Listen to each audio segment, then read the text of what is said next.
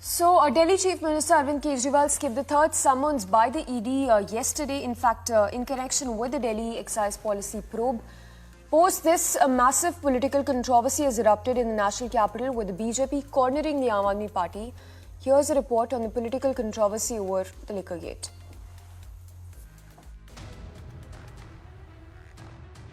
A fresh political storm erupted in the national after Delhi CM Arvind Kejriwal skipped his ED summon. Kejriwal has laid out a list of excuses for ducking ED summons time and again. The Enforcement Directorate is now all set to issue a fourth summon to the Delhi CM. ऐसे फर्जी case में आम आदमी party के कई नेताओं को इन्होंने अभी तक जेल में रखा हुआ है। किसी के भी खिलाफ कोई सबूत नहीं है, कुछ साबित नहीं हो रहा, खुलेआम गुंडागर्दी चल रही है। किसी को भी पकड़ के जेल में डाल दो, झूठे आरोप लगा के, फर्जी समन भेज के ये मुझे बदनाम करना चाहते हैं। इन्होंने मुझे समन भेजे हैं। मेरे वकीलों ने मुझे बताया कि ये समन गैर कानूनी है। अगर कानूनी रूप से सही समन आएगा तो मैं पूरा सहयोग करूंगा। बीजेपी का मकसद जांच करना तो है ही नहीं।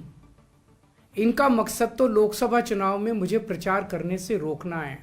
लेकिन अब ये लोग ठीक लोकसभा चुनाव के 2 महीने पहले मुझे बुला रहे हैं, तो बीजेपी का मकसद कोई पूछताछ करना थोड़ी है। इनका मकसद है पूछताछ के बहाने केजरीवाल को बुला लो और उसे गिरफ्तार कर लो। Meanwhile, BJP continues to call Kejriwal the mastermind of excise scam. निश्चित तौर पर जो लोग राजनीति में आने से पहले ईमानदारी की दुहाई देते थे, आज सबसे बड़ी बेईमान पार्टी आम आदमी पार्टी बनी है, जिनके एक नहीं अनेक मंत्री जेल में है, उप मुख्यमंत्री जेल में है। अब मुख्यमंत्री भ्रष्टाचार के मामले में ईडी के समन को बार बार नकार के हाजिर नहीं हो रहे हैं। इससे स्पष्ट दिखता है कि कहीं ना कहीं दाल में कुछ काला है, या तो पूरी दाल ही काली नजर आती है। Claiming massive witch-hunt, the Aam Aadmi Party, on the other hand, has come out in defense of its convener. हम लोग किसी भी जांच से नहीं डरते, हम लोग किसी भी जांच से नहीं बचते।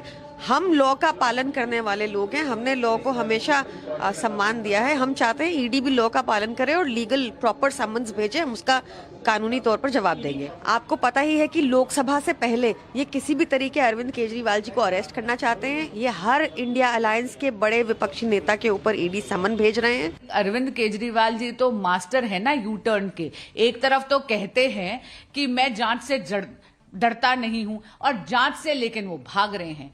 क्या है ना, मुख्यमंत्री केजरीवाल जी एक लापरवाह नेता बन गए हैं एक निकम्मी सरकार के। क्या जांच एजेंसियां तय करेंगी कि जांच की प्रक्रिया क्या होनी चाहिए, या आदरणीय मुख्यमंत्री केजरीवाल जी तय करेंगी कि जांच की प्रक्रिया क्या होनी चाहिए?